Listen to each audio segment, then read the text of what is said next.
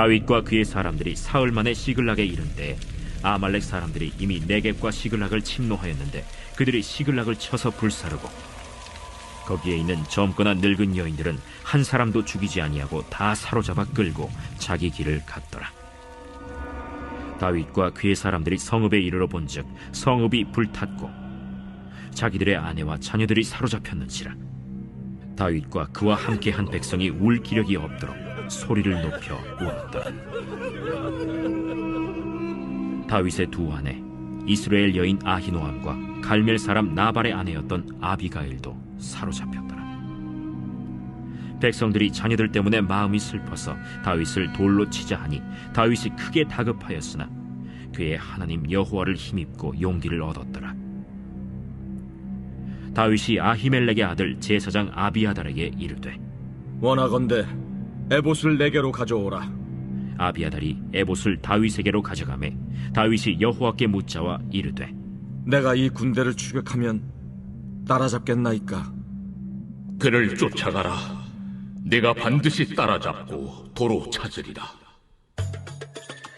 이에 다윗과 또 그와 함께한 600명이 가서 브솔 시내에 이르러 뒤떨어진 자를 거기 머물게 했으되 곧 피곤하여 브솔 시내를 건너지 못하는 200명을 머물게 했고 다윗은 400명을 거느리고 쫓아가니라.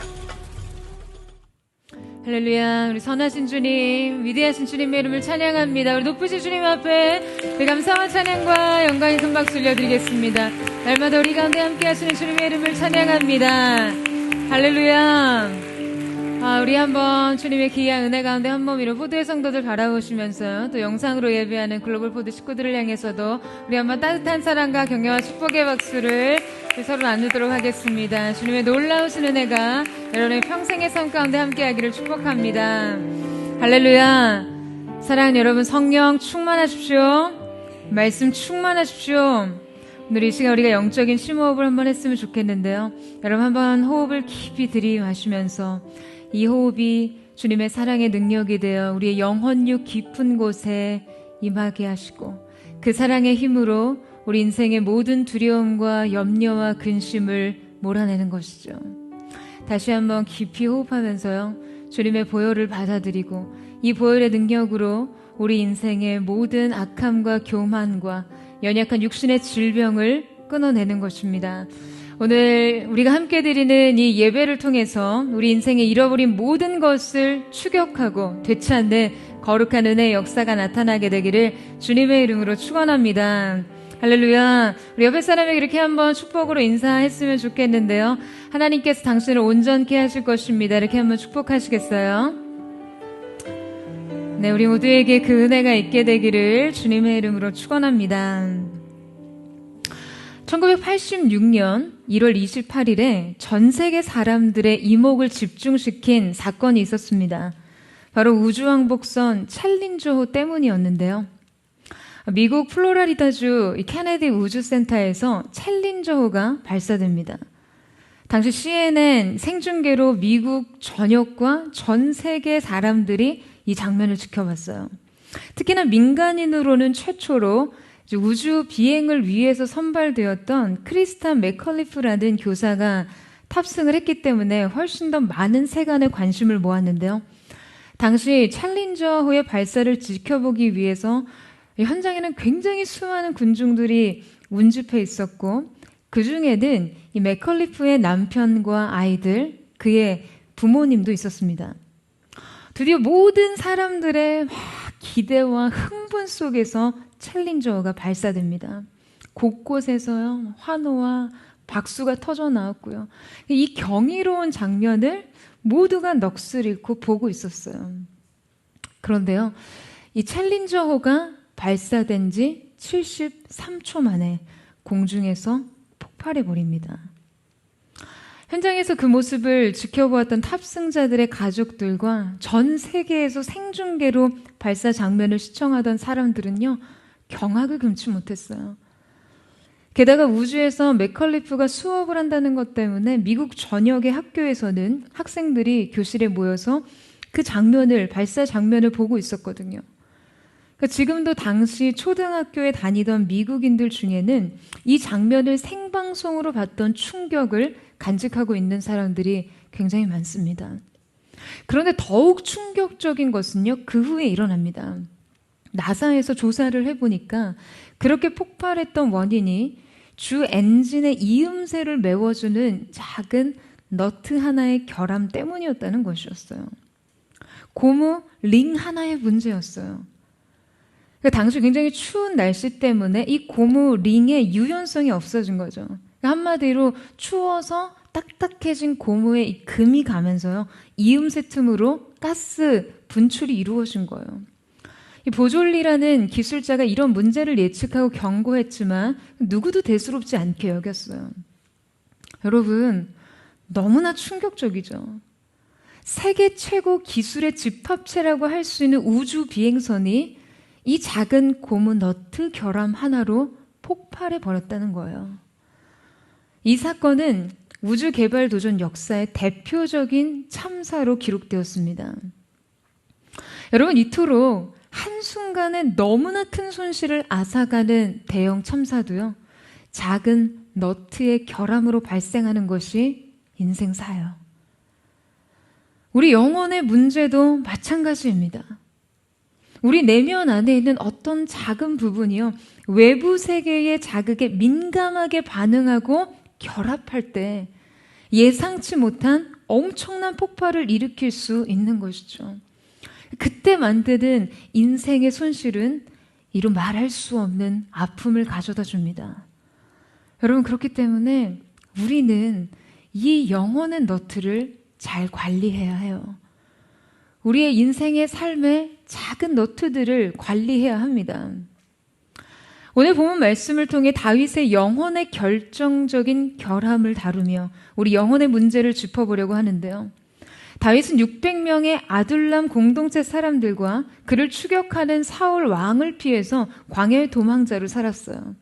그러나 고난보다 더 큰 은혜, 어떤 시련과 역경보다도 더 크고 넓은 하나님의 사랑과 그 보호하심 속에서 그들은 언제나 안위를 얻었습니다. 그런데 오늘 본문 속에서 다윗은요, 이전에 그와는 다른 너무나 생소한 모습으로, 너무나 의아한 곳에서 너무나 고통스러운 사건을 만나게 됩니다. 마치 챌린저호의 엄청난 폭발과 같은 사건이 벌어지게 되는데요. 바로 다윗과 그의 신복과 가족들이 머물고 있었던 시글락에 아말렉이 침략해 온 것이었어요. 그래서 그들의 거주지였던 시글락은 불사르고 다윗과 그의 사람들의 모든 아내와 아이들을 사로잡아 간 사건이 발생했습니다. 갑작스럽게 영문도 없이 폭발한 듯 벌어진 이 다윗의 시련과 역경 앞에서요, 우리는 이제껏 하나님께 믿음으로 연결되었던 그의 신앙에 틈이 벌어져 있었음을 확인할 수 있습니다. 자, 여러분, 과연 무엇이 문제였을까요? 이 문제를 진단하기 위해서는 먼저 질문해봐야 할 것이 있습니다. 그것은 시글락은 어디이며 다윗은 왜 지금 그곳에 있는 것인가에 대한 질문이에요. 자, 여러분, 다윗은 누구입니까? 이스라엘의 왕으로 기름 부음 받은 사람입니다. 그런데 그가 지금 어디에 있습니까? 블레셋의 성읍 시글락에 있어요. 여러분, 지금 다윗은 왜 원수들의 땅에 있는 것일까요? 사무엘상 27장의 말씀을 보면 지금 다윗이 왜 그곳에 있는지 그 이유에 대해서 말해주는데요. 자, 우리 사무엘상 27장 1절에서 2절 말씀을 같이 한번 읽어보도록 하겠습니다. 시작.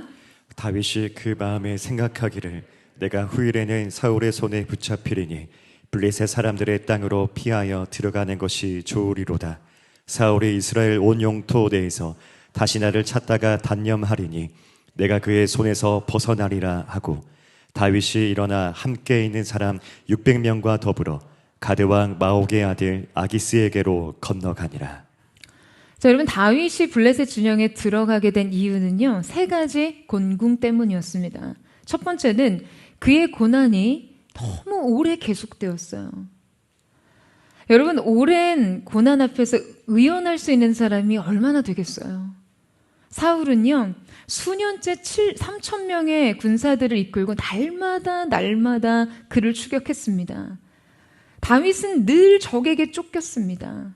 그러나 하나님의 보호를 받았어요. 다윗은 늘 위협 속에 거했습니다. 그러나 하나님 안에서 안전했어요. 여러분, 그런데 고난이 깊어질수록 우리의 삶을 설명하는 이 접속들이 헐거워지고 급기야는 믿음 안에서의 현실 인식이 뒤집혀집니다. 자, 어떻게요? 그는 하나님의 보호를 받았어요. 그러나 늘 적에게 쫓겼습니다. 그는 하나님 안에서 안전했어요. 그러나 늘 위협 속에 거야 했습니다. 은혜가 결론이 되고 믿음만이 남아 있어야 하는 그 자리에 고난이 결론이 됐고 아픔만이 오롯이 남아 있었어요. 은혜보다 고난이 커지고 고난이 지나간 자리에 믿음보다 아픔이 남겨진 것이었죠. 그러니까 오랜 고난 앞에 끝까지 믿음을 지키기가 여러분 이토록 어려운 것이죠. 사실 사울 왕국의 이 그 왕조가 몰락하고 다윗이 구원을 받을 시간이 이제 굉장히 가까이 와 있었어요. 주님의 개입이 얼마 남지 않았어요. 그 약속의 성취가 얼마 남지 않았습니다. 하지만 이 마지막 때가 언제나 어려운 것이에요. 그래서 성경 기자가 말하잖아요. 인내를 온전히 이루는 것.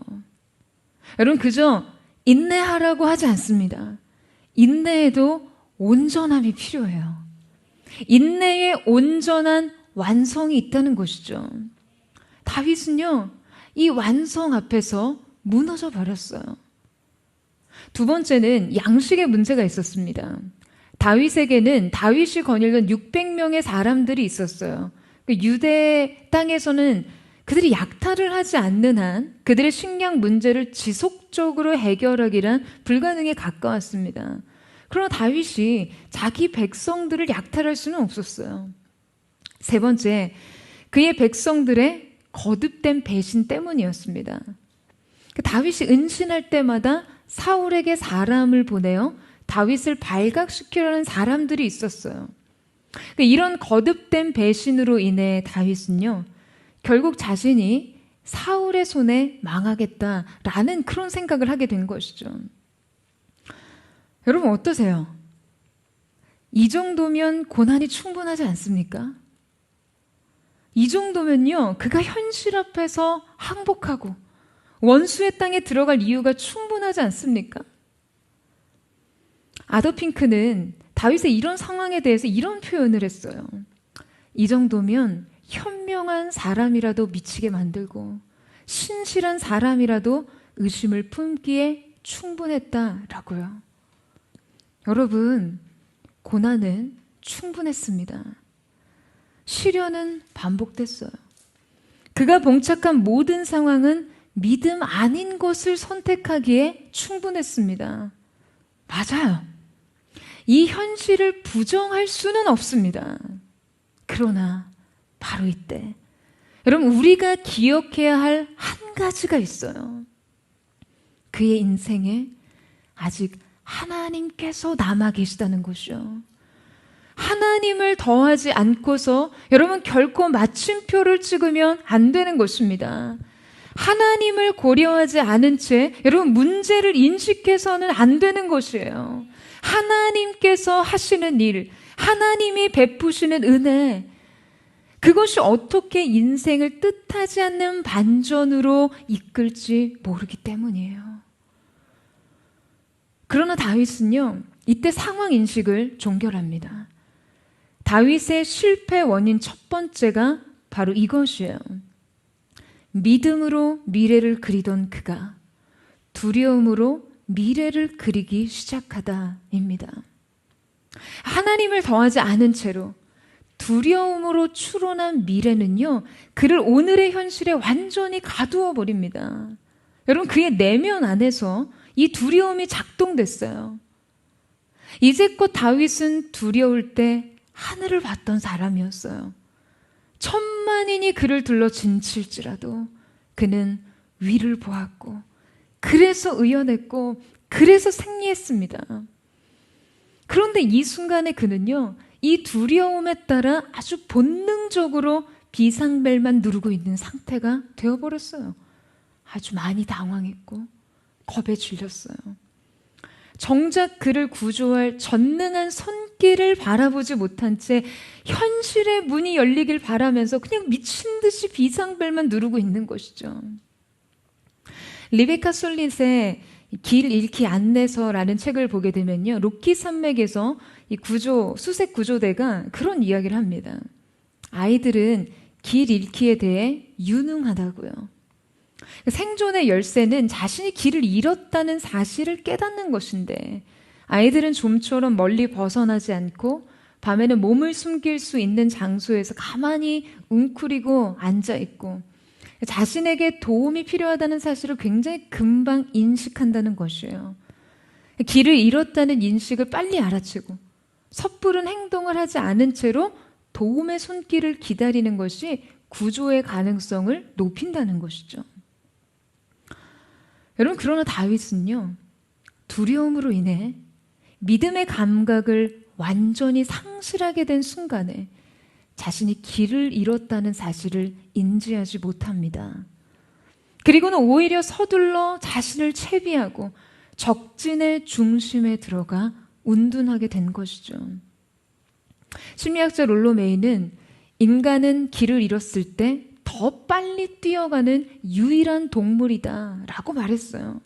그러니까 두려움과 당혹감에 본능적으로 하는 행동들이요, 오히려 자신의 위치를 훨씬 더 많이 이탈하게 만든다는 것이죠. 여러분, 오늘 다윗도 그러했어요. 여러분, 두려움의 기습 공격은 항시 열려 있습니다. 그는 수년 동안 도망자 신세로 살았어요. 하지만 여러분, 다윗의 시편을 보세요. 그는 도망자의 땅에, 그 광야 은신처에 울려 퍼지던 그 영혼의 노래들 말이에요. 그는 두려울 때마다 주님을 바라보았습니다. 두려울 때마다 주님을 의지했어요. 그러나 그가 영혼의 길을 잃자 두려움을 믿음의 방식으로 해결하지 못하고 육신의 방식으로 서둘러 그 두려움을 제거하려고 합니다. 다윗은요, 이 블레셋 왕 아기스에 붙어서 1년 반이라는 시간을 보내게 돼요. 이때 아기스 왕은 다윗에게 시글락이란 성을 내어주게 된 것이죠. 근데 그는 실제로 아기스의 진영에 살면서 사울 왕의 추격을 피하게 됩니다.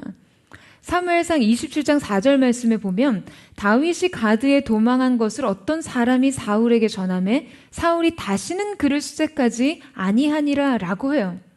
그러니까 여러분, 과연 다윗의 예상대로 된 거예요. 그러나 여러분, 우리가 언제나 기억해야 할 것이 있습니다.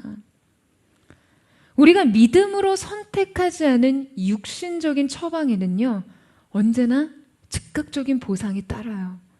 즉각적인 해결이 느껴져요. 하지만 여러분, 이 처방엔 언제나 표면과 이면이 있다는 것을 기억해야 합니다. 그러니까 표면적으로는요, 문제가 덮어졌어요. 상처도 잠시 아문 것 같습니다.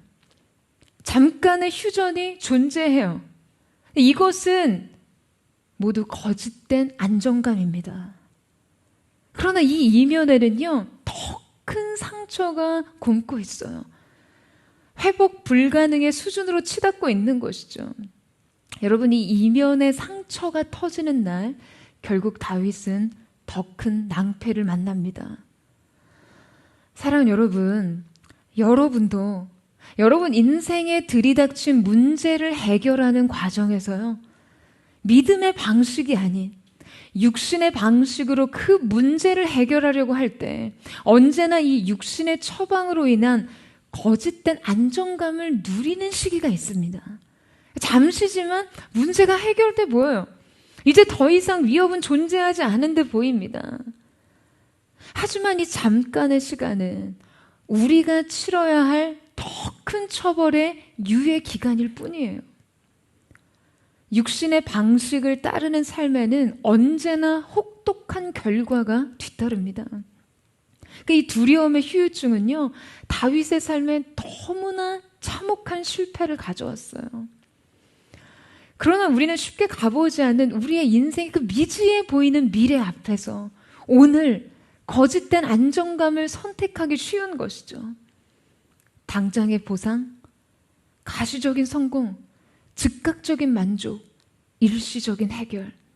사랑하는 여러분, 여러분도 늘 이 점을 경계해야만 합니다. 동의하세요? 두려움의 확대경으로 상황을 보면요, 모든 것은 왜곡되어 있습니다. 모든 것은요, 과장되어 있어요.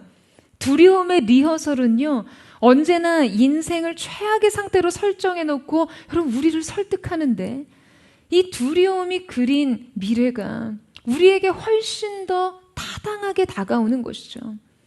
질병, 실패, 실직, 재정 악화, 결별, 거절된 삶, 형편없는 노후 생활, 초라한 통장 잔고, 소외되고 고독한 개인, 결국 홀로 된 자신, 혼자 남겨졌을 뿐 아니라 모두에게 잊혀진 자신. 여러분, 불쑥불쑥 찾아오는 우리의 미래관이 이 두려움에 의해 지배되기 시작하면 때로는 믿음의 시나리오가 우리의 삶에서는요, 너무나 허구처럼 느껴집니다. 두려움의 설득력이 훨씬 더 우리에게 현실적인 거예요. 하지만 여러분, 우리는 믿음으로 이것을 거부해야만 합니다. 오늘 저는 저와 여러분 가운데 이 믿음의 능력이 있게 되기를 주님의 이름으로 축원합니다. 미 해군 특수부대인 네이비실 대장이었던 이 윌리엄 맥네이븐이요, 그의 연설 중에 이런 내용을 이야기 나눴습니다. 네이비실의 임무 중에는 수중 적진 공격이 있는데요, 그들은 이 임무를 수없이 훈련한다고 해요. 이 임무에는 대원 2명을 이 적 항구 외곽에 떨어뜨려 주면 한 약 3,000m 정도를 헤엄쳐서 목표에 접근을 하게 됩니다. 그 수심 측정기와 나침반만을 가지고 말이죠.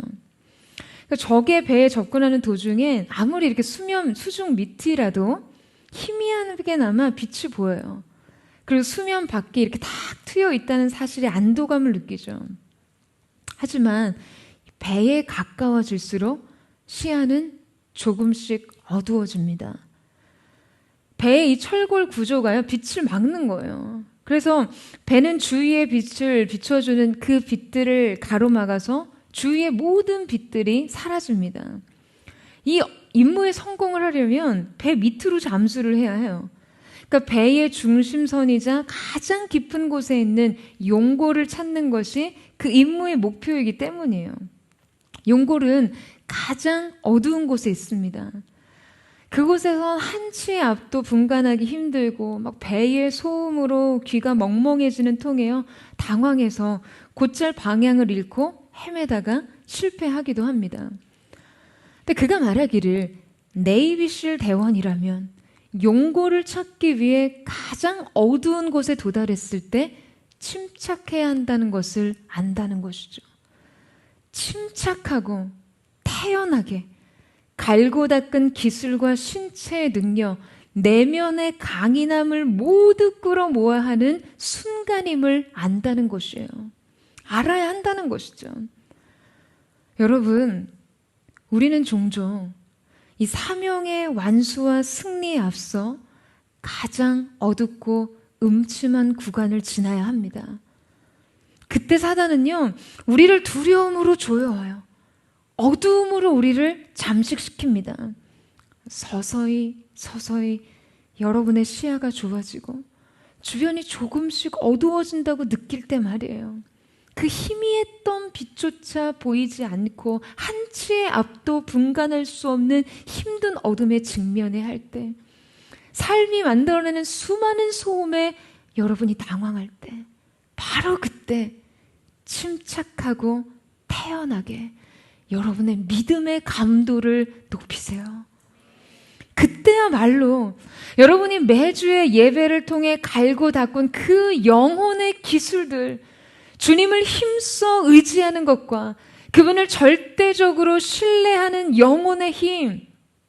여러분, 어떠한 순간에도 약속 위에서 버티는 영적인 근력, 흔들림 없는 평안함, 여러분이 모든 것을 끌어모아야 할 때임을 기억하는 은혜가 있게 되기를 축복합니다. 여러분, 그래서 저는요, 이 포드의 성도들이 모든 두려움으로 그려 나아가는 미래가 아니라 믿음으로, 그 믿음으로 바라보는 미래를 열어가는 은혜가 있게 되기를 주님의 이름으로 축원합니다. 침착하고 태연하게 여러분 안에 축적된 하나님을 향한 신뢰의 믿음의 능력을 끌어모아 주님을 향한 믿음의 초점을 맞추는 거룩한 하나님의 사람들 되시기를 주님의 이름으로 축원합니다. 여러분, 다윗의 실패의 원인 두 번째는 영광이 아닌 생존을 위해 타협했기 때문이다 입니다. 우리 사무엘상 27장 5절 말씀을 같이 한번 읽어보도록 하겠습니다. 시작. 다윗이 아기스에게 이르되 바라건대 내가 당신께 은혜를 입었다면 지방 성읍 가운데 한 곳을 내게 주어 내가 살게 하소서. 당신의 종이 어찌 당신과 함께 왕도에 살리이까 하니. 여러분, 다윗은요 자신의 정체성을 완전히 잃어버립니다. 하나님의 영광을 위해서요. 블레셋의 장수 골리앗을 향해 두려움 없이 달려갔던 다윗이 자기의 생존을 위해 스스로 블레셋 왕 아기스의 종이 됩니다. 여러분, 지금 이 선택이 무엇을 위함이었다고요? 생존을 위해서요. 생존을 위한 타협 지점을 찾아 다윗은 영적인 회색지대에 스스로 걸어 들어갔어요. 사실 아기스 왕이 다윗에게 호의를 베풀었던 것은요, 다윗이 사울의 원수된 것을 알고 다윗에게 피난처를 제공함으로써 지금 그 다윗의 힘을 이용해서 사울을 칠 생각을 갖고 있었기 때문이었어요. 그러니까 여러분, 이 복잡한 정치적인 이해관계 속에서 다윗은요 아주 교묘한 스탠스를 정하게 됩니다. 지금 다윗은 아기스 왕이 자기를 믿도록 만들어야 했어요. 자기가 이스라엘의 편이 아니라 그의 편이냐. 그는 더 이상 자신에게는 이스라엘의 정체성이 없는 것처럼 행동하면서 자신의 목숨을 부지하기 위해서요, 지금 이중적인 플레이를 하게 되는데, 그는 아기스 왕에게 자신이 블레셋에 굴종하는 존재라는 것을 굉장히 어필하기 위해서 실제 아말렉을 치고 얻은 이 전쟁의 전리품을 가져다가요, 마치 그가 이스라엘을 치고 왔다고 거짓 보고를 하며 그 전리품을 선물합니다. 거짓이 더 큰 거짓을 부르는 거예요. 여러분, 이것이 지금 아기스 왕에게 자신의 안위를 의탁하고 자기의 안전을 의탁하고 살아가는 다윗의 생존 방식이었어요. 이 생존 방식은 반드시 자기 정체성을 지워야 하고요, 목적과 사명을 지워야 하는 것이었어요. 여러분, 사실 원수에게서 안전을 보장받는 일은요, 그 자체가 아이러니하잖아요. 그런데 놀랍게도 우리 역시 종종 그런 생존 방식을 선택합니다. 여러분, 크리스천으로서 이 사회에서 살아가는 게 쉽지는 않을 거예요. 예수를 믿기는 하지만 세상으로부터 얻을 수 있는 모든 이익과 안전 또한 취하고 싶기에 여러분, 우리도 다윗처럼 이중 플레이를 합니다. 세상이 여러분에게 호의를 베풀 수 있도록요, 여러분이 다르지 않아 보이기 위해서 여러분을 믿게 만들고자 애써요. 자신이 그들과 다르지 않다는 것을 표현하기 위해서 자신을 위장하고 성공에 있어서 크리스천이기 때문에 얻을 수 있는 불명예와 불이익이 생기는 것을 극도로 경계하는 것이죠. 여러분, 기억하세요. 성공을 경계하라는 말이 아닙니다. 여러분, 사회에서 고독한 섬처럼 살라는 게 아니에요. 다만 생존을 위해 영광을 희생하지 말라는 것이죠. 원수에게 종이 되지 말라는 것입니다. 돈의 노예, 성공의 노예가 되지 마시라고요. 원수에게 여러분의 안전을 의탁해서는 안 됩니다. 원수의 진영에 들어가서 스스로 종이 되기를 자초하고 은신을 선택하는 것은요, 정체성도 지우고 사명도 지우고 결국에는 그렇게 보장받고자 하던 안위 또한 위협받게 됩니다. 사랑하는 여러분, 생존이 아닌 영광을 선택하는 삶이 여러분에게 위험해 보이시나요? 목적과 부르심을 쫓는 것이 여러분의 안위를 위협할 것 같으시죠? 아니에요, 여러분. 영광 안에 생존이 보장됩니다. 영광 안에 안위가 있어요. 보호가 있습니다. 저는 사랑하는 포대의 모든 성도들이 영광이 아닌 생존을 위해 인생의 타협점을 찾는 일이 없게 되기를 주님의 이름으로 축원합니다. 여러분, 우리가 하나님 앞에서 우리의 중심을 지키지 못할 때, 우리의 믿음의 태도, 그것을 정확하게 견지하지 못할 때, 여러분, 이러한 타협과 불신앙의 선택들은요, 눈덩이처럼 불어나 엄청난 위기로 우리를 몰아갑니다.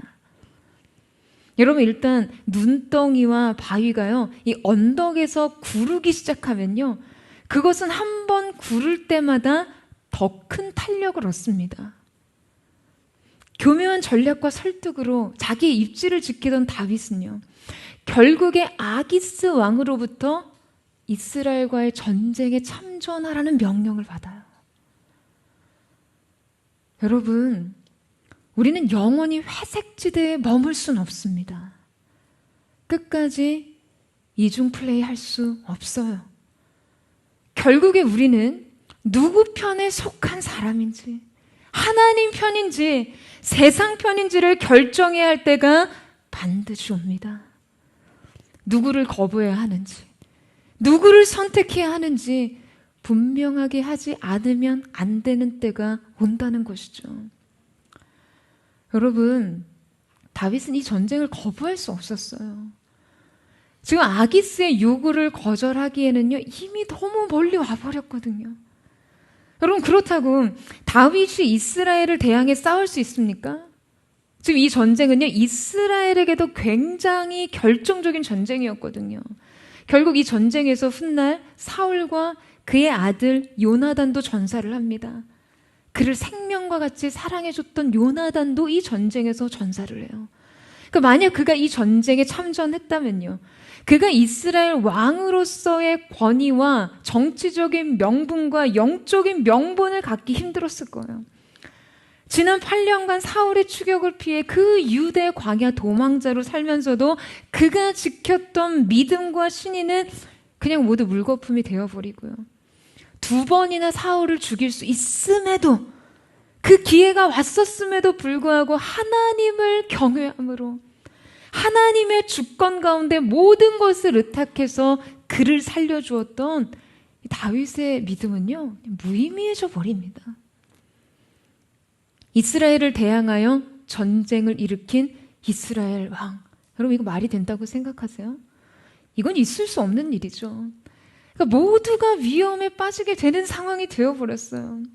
여러분, 이것이 얼마나 비참하고 비극적인 상황인가요? 그가 어떠한 선택을 하든지 간에 대가를 치러야 했고, 그 대가는 삶에 이룬 말할 수 없는 손실을 가져오는 것이었습니다. 그럼 지금 다윗은요, 물러설 곳이 없었어요. 사방이 막혀 있었어요. 그런데 마침 블레셋의 장수들이 다윗을 믿지 못한 거예요. 그가 자신들을 배신하고 전쟁 중에 지금 자신들을 배신해서 자기들을 칠 수 있다라고 예상을 해서 아기스를 설득해서 다윗을 이 전쟁에 참전하지 못하도록 합니다. 위기 속의 기회였어요. 덕분에 이스라엘과의 전쟁에 참전하지 못하게 된 다윗은요, 3일 길을 달려 시글락으로 돌아옵니다. 자, 그런데 여러분, 그때 어떤 일이 벌어집니까? 우리 1절에서 2절 말씀을 같이 한번 읽어보도록 하겠습니다. 시작. 다윗과 그의 사람들이 사흘 만에 시글락에 이른 때 아말렉 사람들이 이미 네겝과 시글락을 침노하였는데 그들이 시글락을 쳐서 불사르고 거기에 있는 젊거나 늙은 여인들은 한 사람도 죽이지 아니하고 다 사로잡아 끌고 자기 길을 갔더라. 여러분, 안전과 안락함이 보장되던 그 다윗의 시글락은 어떻습니까? 하루 아침에요. 아무것도 남지 않은 채 불타고 있어요. 기습적인 공격과 약탈로 아내와 자녀들 모든 것을 빼앗겼어요. 4절 말씀에 보면 다윗과 그와 함께한 백성들이 울 기력이 없도록 소리 높여 울었다고 기록되어 있습니다. 여러분, 이 절망감의 깊이가 느껴지시나요? 그들은 이 충격과 슬픔에 완전히 압도당해서 기도조차 할 수 없는 상황에 빠졌습니다. 여러분, 우리가 하나님 앞에 우리의 믿음의 순전함을 지키지 못한 채 표리부동하면 그 영적인 회색지대에서, 세상의 안전지대에서 우리의 자녀 세대까지 다 빼앗깁니다. 우리의 다음 세대를 잃어버려요. 우리가 원수의 진영에 살 길을 찾아 헤매는 동안 여러분, 모든 영역을 약탈당합니다. 여러분, 여러분이 타협해도 여러분의 가족이나 다른 관계나 다른 영역에는 영향을 주지 않으리라고 생각하세요? 천만의 말씀입니다. 다윗이 생존을 위해 블레셋에 투항할 때 그가 함께하던 600명의 사람들과 그들에게 속한 모든 가정들이 원수의 땅으로 들어갑니다. 여러분, 기억해야 해요. 우리가 하나님 앞에서 믿음을 지키지 못할 때 우리는 우리에게 속한 영역들을 대적의 손에 빼앗기게 됩니다. 다음 세대까지도요. 그리고 다윗은요, 그의 영적인 지도력을 잃어버립니다. 광야의 도망자 다윗 앞으로 나왔던 600명의 사람들, 그들은 모두 다윗을 따르며 다윗과 함께 광야에서 동고동락하던 사람들이었어요. 가는 곳마다 하나님을 향한 노래가 있던 광야 생활. 그 땅에 아무리 척박할지언정 그 노래가 있는 한 영광스러운 임재가 따르던 그들의 처소. 그 안에서의 다윗의 존재감. 그 존재에서 빛났던 하나님의 임재의 표식. 비록 지금은 광야의 도망자로 살고 있지만 하나님 앞에 왕으로 기름 부음 받은 자의 구별된, 어떠한 순간에도 믿음으로 응전하던 전사적 패기. 그런데 다윗의 영혼을 밝히던 이 불이 꺼지자 고통의 절정에서 그의 사람들은 다윗을 향해 돌을 듭니다. 다윗의 추종자들은요, 한순간에 그 모든 상황에 대한 과격한 슬픔과 분노를 그냥 모두 다윗에게 돌려요. 그들의 영웅 다윗을 돌로 치려 합니다. 여러분, 만약 광야에서 사울의 군대에게 똑같은 상황을 만났다고 한다면요, 그들이 다윗에게 돌을 들었을까? 저는 그건 아니었을 거라고 생각해요. 이 고통에 그만큼 명분이 없는 거예요.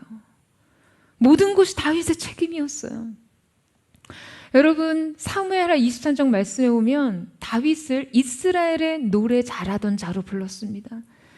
광야 그 어려운 한복판에서 수많은 시편의 고백으로 하나님의 아름다움과 영광을 사모하며 찬양했던 다윗의 고백이 안전한 장소 시글락에서 1년 6개월 동안 단 한 편의 시편의 고백도 주님 앞에 드리지 못했어요. 여러분, 이때 다윗은 자신을 향해 돌을 든 그의 사람들 앞에 크게 군급하였다라고 기록합니다. 여러분, 리더의 자리는 언제나 고독하거든요. 매 순간 고독합니다. 그런데 그 고난의 절정에서 정말 처절하게 홀로 자신을 직면하는 순간이라면요, 지금 그가 감당할 이 슬픔의 무게가 여러분 어떤지 느껴지시죠? 여러분, 대체 왜 이런 일이 일어났을까요? 왜 그들의 성읍이 불탔습니까? 왜 그들은 이 잿더미만 남은 성읍을 직면해야 했을까요? 주님께서는 왜 이런 일을 허락하신 것일까요? 여러분, 불타버린 성읍은요, 주님의 음성이 시각화된 것이었어요.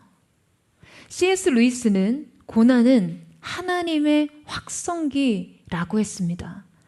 고난이요, 음성이 될 때가 있어요. 주님은 인생의 평탄한 길에서 주님의 규례와 명령으로 우리를 가르치십니다. 하지만 우리가 계속해서 그분의 명령을 준행하지 않고 그 규례를 지키지 못할 때요, 때로는 고요함과 잠잠한 속에 말씀하시던 그 주님의 음성이 때로 굉음과 폭풍과 불길을 통해 말씀하실 때가 있는 것이죠. 인생의 벽이 음성이 될 때가 있어요. 성난 파도가 음성이 될 때가 있어요. 주님은 불타버린 성읍사에서 큰 소리로 다윗에게 말씀하십니다. 그것은 바로 너는 이제 이 땅을 떠나라, 이 성을 떠나라 입니다. 너는 이제 언약했다, 믿음의 영역, 너의 백성들 속으로 들어가라 라고 말씀하세요. 여러분, 지금 이스라엘은 어떤 상황이었습니까? 지금 블레셋과 이스라엘의 전쟁이 치열하게 전개되고 있었어요. 전세는 이스라엘에게 지극히 불리했습니다. 이 전쟁에서 곧 사울과 요나단이 전사하게 되어 있었어요. 그런데 이스라엘의 구원자 다윗은 어떻게 하고 있습니까? 이스라엘의 원수인 블레셋 왕에서 빌부터 살면서 그가 주는 이 성에서 거짓된 안정과 평안을 누리며 자기 백성에게 돌아갈 생각을 하지 않았어요.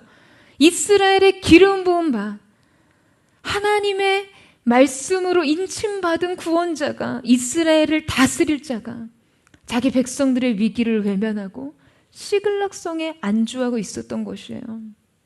여러분, 하나님께서 한순간에 다윗의 거주지를 불살라 버리십니다. 그리고 말씀하세요. 너는 이제 돌아가라. 이곳은 내가 있을 땅이 아니다. 이곳은 너의 거주지가 아니다. 내 백성에게로 돌아가라. 내 사명으로 돌아가라. 여러분, 이 음성은요, 바로 악인의 장막에 거하기보다 내 백성들과 함께 고난당하라는 말씀이었습니다. 여러분, 막 숨이 막히세요? 숨이 막히시죠?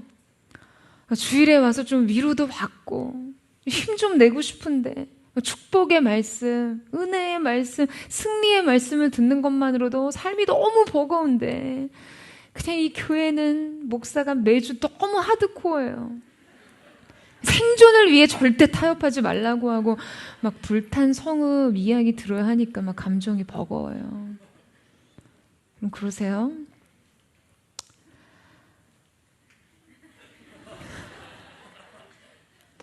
여러분, 저는요, 지금 우리가 살 길을 말하고 있는 거예요. 우리가 진짜 살 수 있는 유일한 길이요, 우리가 결코 빼앗길 수 없는 평안과 궁극의 승리에 대해서 말하고 있는 것입니다. 여러분, 이것은 저주가 아니에요. 이것은 실패의 종지부가 아닙니다. 왜냐하면 여러분, 음성이 열리면 살 길이 보이거든요. 길이 여기에 있어요. 세상의 성공대로가 아니라, 형통이 보장된 탄탄대로가 아니라요, 음성이 열린 곳에 살 길이 있는 거예요. 아멘이십니까? 여러분, 다윗이 바닥이 보이지 않을 정도 깊이에 그 절망의 구덩이에 빠진 채로 허우적거리다가 드디어 위를 바라봅니다. 그 위를 바라보니 위로부터 오는 소망이 있었어요. 위로 올라가라. 위로 올라가라. 여러분, 16개월 만에 처음으로 다윗이 위를 바라봅니다. 이 어두운 날 가운데 최초의 수직적 초점이 다시 맞춰진 날이었어요. 이 절망의 수렁이 그에게 허용되었던 것은요, 그를 빠뜨려서 그냥 완전히 삼켜버리게 할 목적이 아니었어요. 그저 그로 하여금 무릎을 꿇고 위를 바라보도록 하기 위함이었던 것이죠. 이 수직적 초점만 유지할 수 있다면 다윗의 인생은 어떤 수렁에서도 거뜬히 날아오를 수 있는 것입니다. 여러분, 이 사실을 믿으세요? 저는 오늘 저와 여러분의 인생 속에 이 위를 향한 믿음의 시선의 초점이 다시금 재설정되는 거룩한 은혜가 있게 되기를 주님의 이름으로 축원합니다. 여러분, 6절 마지막 말씀에 이렇게 기록되어 있어요. 그 하나님 여호와를 힘입고 용기를 얻었더라. 여러분, 이제 됐습니다. 이제 된 거예요. 되긴 뭐가 됐냐고요. 지금 장난하나? 아니, 지금 가족들 다 포로로 끌려가고 다 불타고 다 약탈당하고 아무것도 남은 게 없는데요. 사랑하는 여러분, 주님을 향해 눈을 두는 순간, 주님을 향해 부르짖는 순간 된 것이에요. 주님은 우리의 구원자이시기 때문에요. 그분은 어떠한 상황에서도 구조에 능하신 분이시니까요. 여러분, 여러분의 인생이 조난당했습니까? 여러분의 인생이 늪에 빠졌나요? 여러분, 위를 보세요. 구원을 요청하세요. 주님을 향해 부르짖으세요. 주님, 도와주십시오. 여러분, 다윗의 이 구조 요청에는요, 아마 앞선 수많은 회개가 먼저 드려졌을 거예요. 그는 그 회개를 통해 자신의 영혼의 방향 감각을 되찾았습니다. 그가 얼마나 멀리 자신의 사명의 자리, 그 부르심의 자리에서 이탈해 왔는지를 깨달았어요. 그는 성읍의 잿더미 속에서 이 엄청난 시행착오가 자신의 믿음 없음에서 비롯된 것임을 철저하게 회개했을 거예요. 그리고 주님을 의지했습니다. 우리 8절 말씀을 같이 한번 읽어보도록 하겠습니다. 8절 말씀 시작. 다윗이 여호와께 묻자와 가로되 내가 이 군대를 쫓아가면 미치겠나이까? 여호와께서 대답하시되 쫓아가라. 내가 반드시 미치고 정령 도로 찾으리라. 여러분, 다윗의 마음에 임한 이 하나님의 은혜로요, 그의 육신적 조급함이 떠나갔습니다. 충동적인 위기의식과 자기 확신에서 벗어나 그가 주님의 품에 안겼어요. 그 위기의 절정에서 그는 주님의 음성을 구합니다. 여러분, 그 기도에 주님께서 응답하셨어요. 내가 반드시 미치고 정령 도로 찾으리라. 할렐루야. 여러분, 그 어떤 모호함도 없습니다. 그분은 다윗이 주님께 여쭈었던 것 그 이상을 말씀해 주셨어요. 다윗이 물어봤던 것은요, 고작 이 군대를 추격하면 그 군대에 미칠 수 있는지를 물었어요. 왜냐하면 아말렉 족속들은 어느 한 거주지에 주거를 하는 자들이 아니라 이렇게 배회하고 돌아다니면서 연약한 자들을 치며 약탈하고 노략을 일삼는 자들이었기 때문에 이들이 어느 쪽으로 움직였는지 향방을 알 수가 없는 상황이었기 때문이었어요. 그래서 그렇게 물은 것이죠. 내가 그들을 추격하면 그들에게 미칠 수 있습니까? 하지만 여러분, 주님의 응답이 어디까지였어요? 내가 그 군대를 추격해도 좋을 뿐 아니라 빼앗겼던 모든 것을 도로 찾게 될 것이라고 말씀하십니다. 반드시 정녕 주님은 확언하셨어요. 여러분, 저는 이 주님의 확고한 음성 가운데 너무나 완벽한 평안을 누립니다. 여러분, 우리 삶에 얼마나 많은 것들이 모호한가요? 우리의 죄성, 우리의 체질, 우리의 제약된 습관, 이 모든 세상의 흐름, 우리의 상황과 현실적인 환경의 문제들, 우리의 인생의 어느 것에 대해서도요, 우리는 자신할 수 없고 어느 것에 대해서도 확신에 차 있을 수가 없습니다. 그런데 우리 인생에 이 모든 나약함과 비참함에도 불구하고요, 주님의 은혜는 이토록 확실했습니다. 주님이 우리에게 주시는, 우리에게 베푸시는 용서와 자비, 회복과 승리는 여러분 이토록 확실한 것이었어요. 뿐만 아니라 주님은요, 우리가 기대하는 것 이상의 회복을 주십니다. 우리가 주님께 물었던 것은 고작 살 길이 있느냐였어요. 살 길이 있겠냐고요. 그런데 주님이 우리에게 주시는 응답은 살 길만이 아니었어요. 진정한 회복이에요. 생존이 아닙니다. 영광이에요. 여러분, 다윗이 주님께 그의 인생을 맡기는 한 주님께서 책임져 주십니다. 이 사실을 믿으세요? 주님은 이제 다시 그의 삶의 모든 상세한 것들을 결정하시게 됐어요. 그리고 다윗은 그 주님의 인도하심을 따라 다시 순종의 걸음을 뗍니다. 다시 전사적인 부르심을 회복해요. 다윗은 그의 군대들을 소집해서 이끌고 아말렉을 추격하기 시작합니다. 여러분, 걷잡을 수 없이 무너지던 인생에 어떤 반전이 있었습니까? 절벽에 굴러가는 바위처럼요, 막을 길이 없던 내리막 인생에 어떤 결론이 있습니까?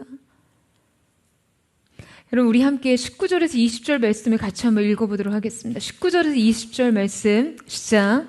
그들이 약탈하였던 것, 곧 우리의 자녀들이나 빼앗겼던 것은 크고 작은 것을 막론하고 아무것도 잃은 것이 없이 모두 다윗이 도로 찾아왔고, 다윗이 또 양떼와 소떼를 다 되찾았더니 무리가 그 가축들을 앞에 몰고 가며 이르되 이는 다윗의 전리품이라 하였더라. 네. 여러분, 다시 한번 따라 읽으시겠어요? 아무것도 잃은 것이 없이, 아무것도 잃은 것이 없이. 여러분, 이 한 줄이 그저 흔한 해피엔딩 같으시죠? 성경에 자주 등장하는 해피엔딩이라 그냥 여러분에게는 이 말이 참 식상하게 다가올 거예요. 그런데 여러분, 이 말씀이 여러분에게 아무 감동 없이 읽혀서는 안 됩니다. 여러분, 인생 어디에도요, 아무것도 잃은 것이 없이란 존재하지 않습니다. 그게 세상의 법칙이에요. 그게 인생의 룰이에요. 세상은요, 반드시 여러분의 선택에 대해 책임을 지게 합니다. 대가를 지불하지 않는 선택은 없어요. 철저한 인과응보가 있어야 해요. 여러분, 아무것도 잃은 것 없는 것은요, 오직 은혜로만 가능한 것입니다. 여러분, 오늘 여러분의 가슴에 저는 이 한 줄이 새겨지기를 바라요. 아무것도 잃은 것이 없이. 이 얼마나 하나님의 은혜를 대변하는 말입니까? 무한한 자비와 능력이 아니고서 내려질 수 없는 결론이에요. 사랑하는 여러분, 우리의 그 어떤 시행착오에도 불구하고, 우리의 어떤 연약한 실패에도 불구하고 주님은 우리의 인생에 베풀어 주신 이 은혜의 의지에서 하나님께서 오늘 여러분의 인생 가운데 베푸신 그분의 사랑으로 인해서 여러분의 인생을 새롭게 꿈꾸시기를 주님의 이름으로 축원합니다. 그리고 무엇보다 저는 포드가 이 시대 우리가 빼앗기고 잃어버린 모든 영역을 되찾아오는 거룩한 추격자, 믿음의 전사들이 되기를 축원합니다.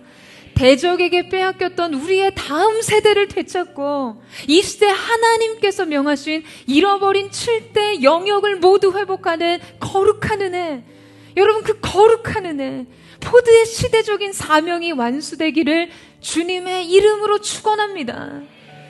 여러분의 개인의 인생 속에서 여러분이 경험했던 그 많은 실패와 뼈아픈 시행착오의 결과로 지어야만 했던 그 모든 것으로부터 원수와 대적의 손에서 빼앗긴 모든 영역을 되찾을 뿐만 아니라 오늘 다윗이 얻은 결론과 같이 아무것도 잃은 것이 없을 뿐 아니라 은혜로 얻은 궁극적인 승리로 인해 영적인 전리품을 나누는 기쁨, 여러분의 인생 가운데 기대 이상으로 채우시는 하나님의 넘치는 회복과 은혜를 누리게 되는 거룩한 은총이 저와 여러분 가운데 충만히 임하게 되기를 주님의 이름으로 축원합니다. 그 놀라운 은혜가 포드 가운데 있게 되기를 주님의 이름으로 축복합니다. 오늘 이 시간 우리가 함께 기도하며 찬양하며 나아갔으면 좋겠습니다. 사랑하는 주님, 이 시간 우리의 인생 속에 잃어버린 우리 자신이 잃어버리고 빼앗긴 수많은 삶의 영역들, 관계들, 잃어버린 꿈과 좌절된 인생의 기쁨들, 주님 그 모든 것이 주님의 임재와 은혜 안에서 회복되는 거룩한 은혜가 있기를 사모합니다. 주 사랑 놀라운 그 사랑 나를 위한 그의 십자가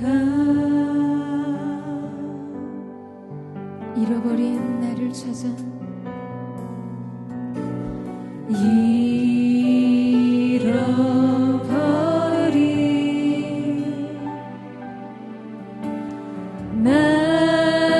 나를 찾아 이 땅 위에 오신 나의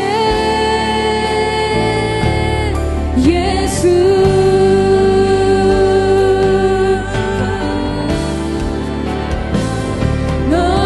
놀라운 주의 사랑 내 맘에 가득 넘치네 그 사랑 나를 새롭게 해 놀라운 주의 사랑 우리 함께 고백하며 나아갑니다. 주 사랑 주 사랑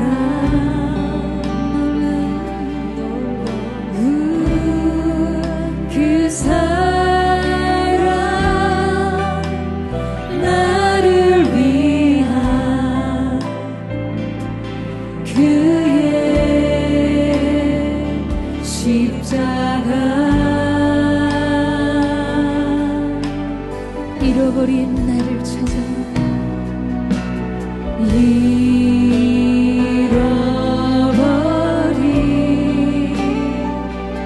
잃어버린 나를 찾아 이 땅 위에 오신 나의 예수 놀라운 주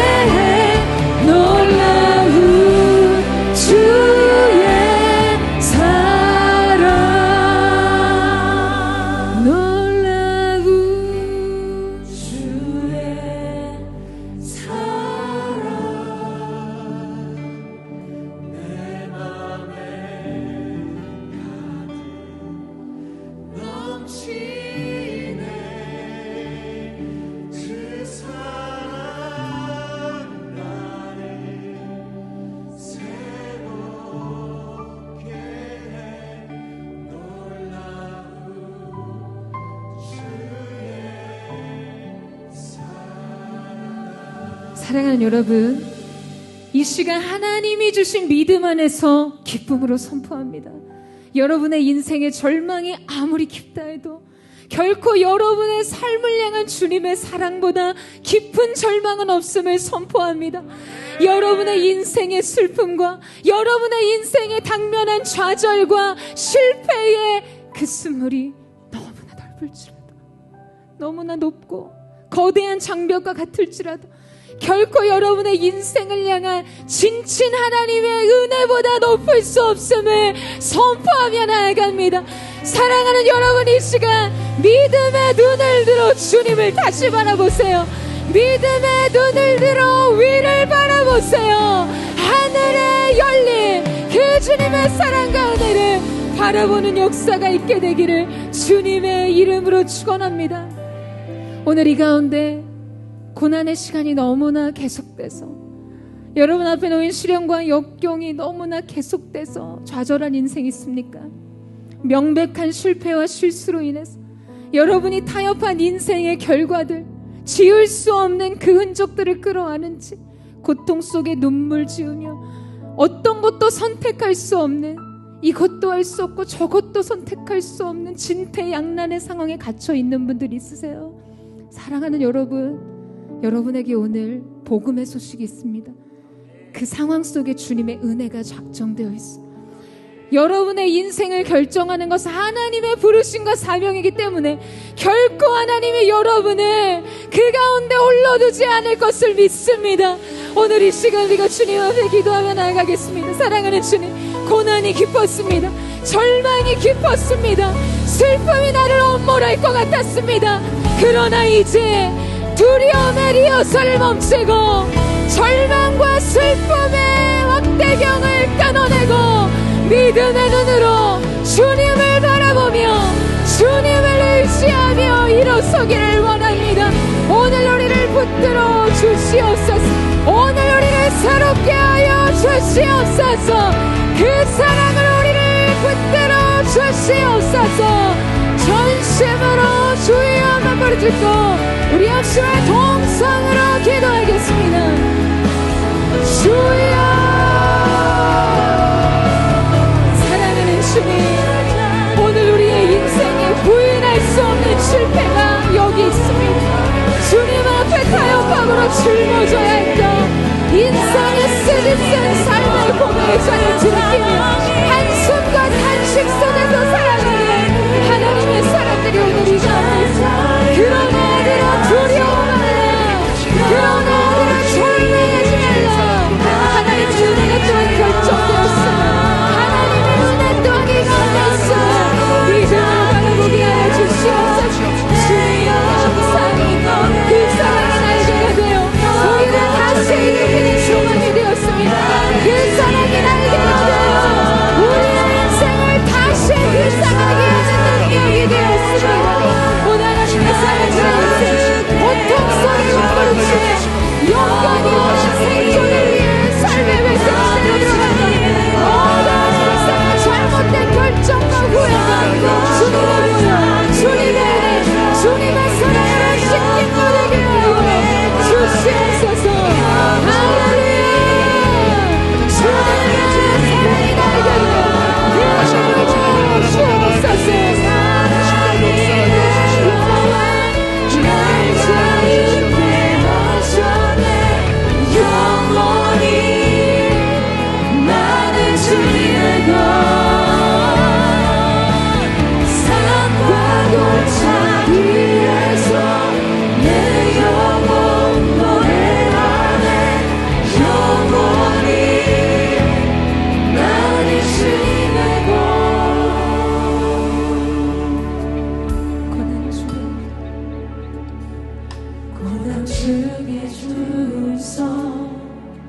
들을 수 없다 해도 참된 진리 되신 주 나는 붙드네. 폭풍이 몰려와도 험한 길을 간대도 믿음의 두 손 들고 주실래. 주님, 그렇습니다. 내게 행하신 그 놀라운 일 생명 주신 주를 기억하네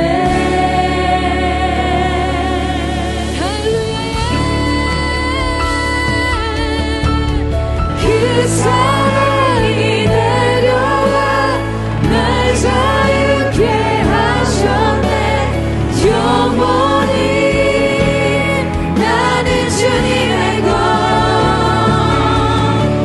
산과 골짜기에서 내 영혼 노래하네 영원히 나는 주님의 것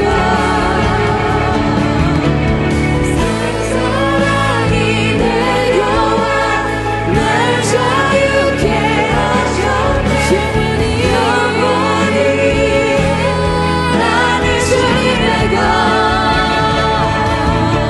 산과 골짜기에서 내 주님을 노래하네 우리가 두려울 때 주님을 의지합니다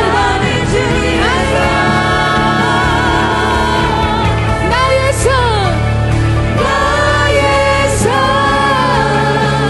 주의 것 내 모든 삶 오직 주의 것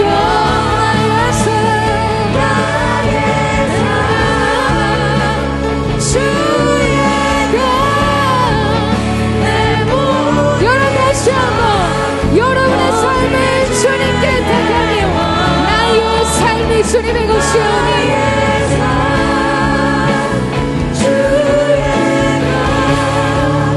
내 모든 삶 오직 주의 것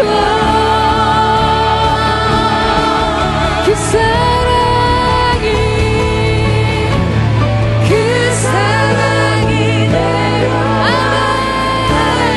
그 사랑으로 인한 자유와 새 소망과 새로운 삶의 꿈이 오늘 이 가운데 임할지어다 산과 골짜기에서 내 영혼 노래하네 영원히 나는 주님의 것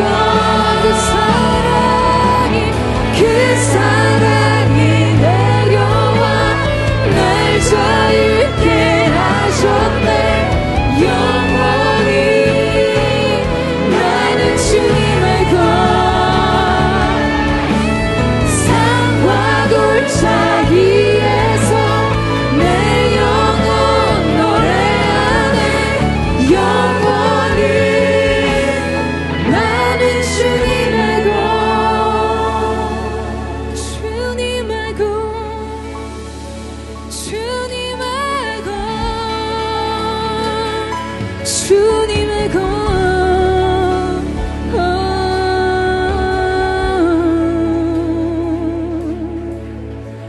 사랑하는 주님 오늘 이 시간 하나님을 향한 새로운 믿음이 오늘 이 가운데 있습니다 우리는 부족하고 연약하고 때로 주님 앞에 나아갈 수 있는 믿음의 담력을 잃어버린 채 우리의 실수와 실패로 뒷걸음질 치고 이러지도 저러지도 못하는 진퇴양난의 상황에 빠져 있을지라도 열린 하늘로부터 부어주신 주님의 사랑과 은혜로 우리를 인생의 깊은 수렁에서 건지신 주님을 찬양하며 나아갑니다.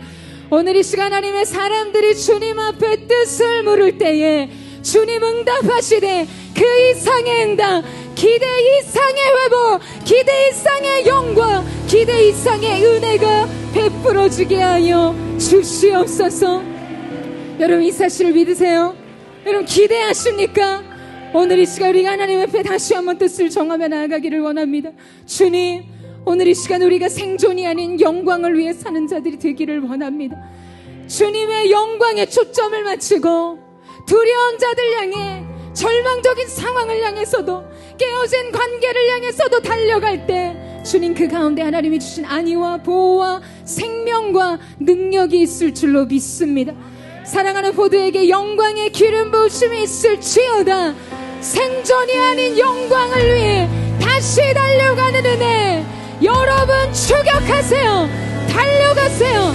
그 가운데 우리가 찾고자 했던 모든 것, 그 이상의 회복과 은혜가 우리를 기다리고 있을 줄로 믿습니다. 오늘 이 결단과 초점을 하나님 앞에 다시 한번 드리며 주여만 부르짖고 기도하겠습니다. 주여, 사랑하는 주님, 오늘 이 시간 우리가 믿음으로 하나님 앞에 우리의 마음의 뜻을 정하며 나아갑니다. 주님을 위해 살기를 원합니다. 주님을 위해 살기를 원합니다. 생존이 아닌 영광으로 믿음의 눈을 들어 선하신 주님을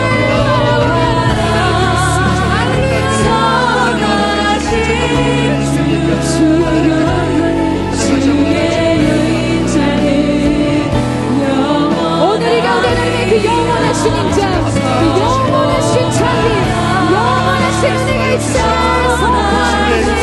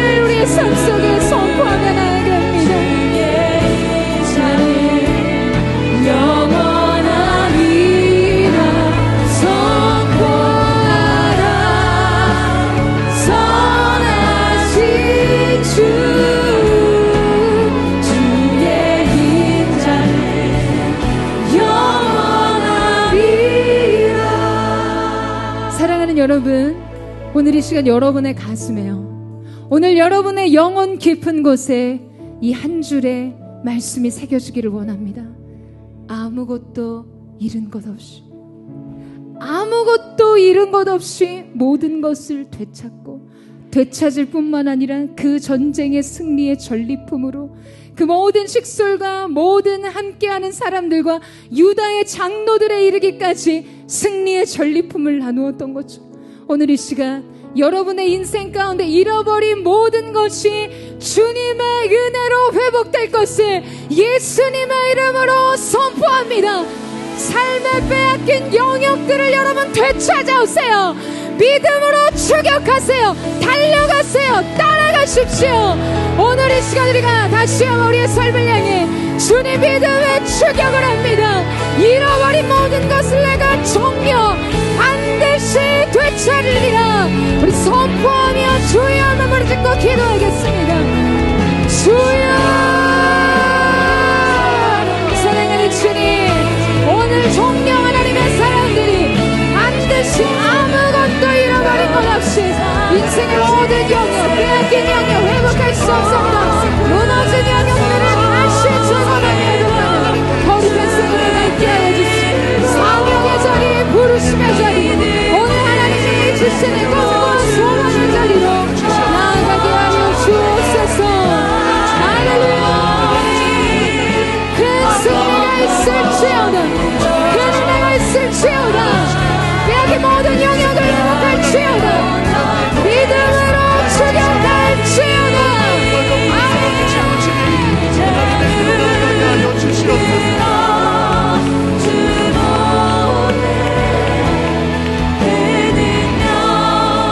날 새롭게 영광으로 기름 부으사.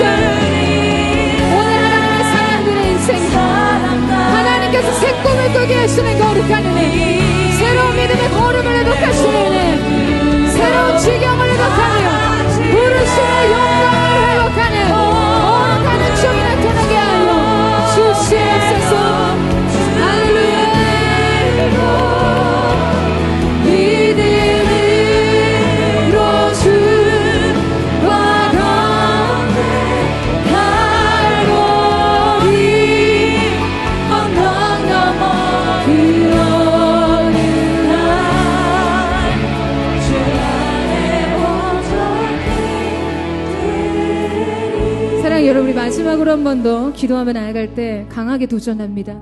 오늘 이 시대 포도에게 주신 하나님의 시대적인 사명을 주님께서 회복하게 원하시는 7대 영역에 대한 잃어버린 것, 우리가 대적의 손에 믿음의 회색지대에 있음으로 인해 믿음의 세대가 믿음의 세대로 살지 못함으로 잃어버렸던 모든 영역을 되찾아오는 우리의 대적 사단의 권세로부터 회복하는 은혜가 있게 되기를 주님의 이름으로 축원합니다.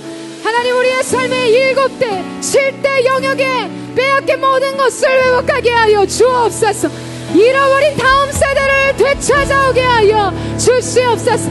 가정, 종교, 정치, 경제, 대중문화, 우리의 다음 세대, 아버지 하나님 모든 것을 이루기까지 주님의 영광이 회복되게 하여 주시옵소서.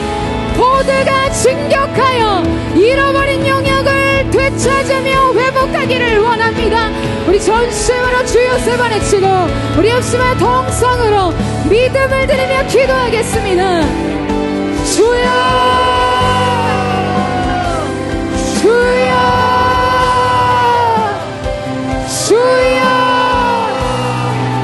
주님, 가정과 경제, 사회와 대중문화, 다음 세대와 교육, 정치, 잃어버린 7대 영역에 속한 모든 것, 하나님의 주권과 통치를 다시 선포하며 이 나라와 민족 열방의 주의 것임을 선포함으로 믿음의 사람들이 믿음의 사람답게 세상과 타협하지 않고 올곧이 그 자리에서 이세 잃어버린 주님이 7가지 영역을 회복할 수 있기를 원하니 우리의 다음 세대를 되찾는 거룩한 은혜가 나타나게 하여 주옵소서. 주여,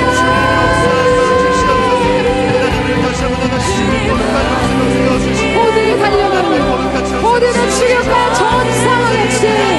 이 세대를 빼앗기고 잃어버린 대적의 손에서 빼앗긴 모든 영역을 회복하겠습니다. 주님, 할렐루야.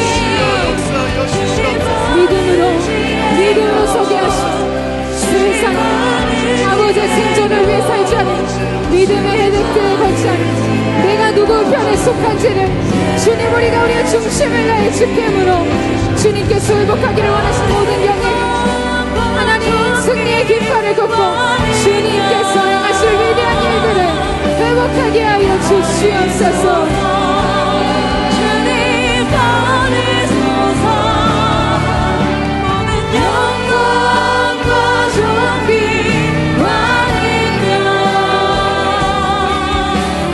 마리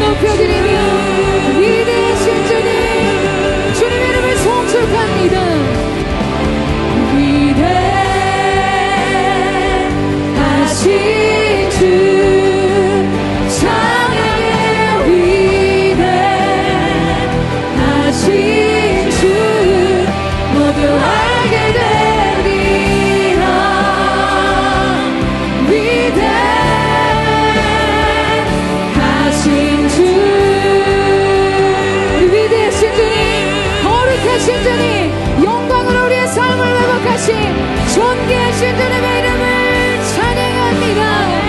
할렐루야.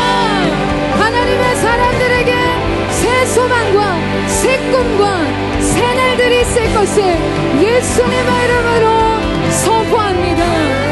아멘. 사랑하는 주님 감사합니다. 오늘 이 시간 하나님의 사람들이 영혼의 회색지대를 벗어나 다시금 인생의 사명의 자리, 다시금 위를 바라보는 수직적 영혼의 초점을 회복함으로 주님 앞에 간구하며 주님 앞에 엎드림으로 인생의 새날들을 회복할 수 있기를 원합니다. 아무것도 잃은 것 없이 대적의 손에서 빼앗긴 모든 것을 되찾는 거룩한 믿음의 전사, 믿음의 추격자들이 되게 하여 주시고, 사랑하는 보드처치가 이 시대 7대 영역을 회복하는 거룩한 주님의 몸된 교회로 새로워지며 그 시대적인 사명을 완수하는 하나님의 사람 여호와의 군대가 되게 하여 주시옵소서.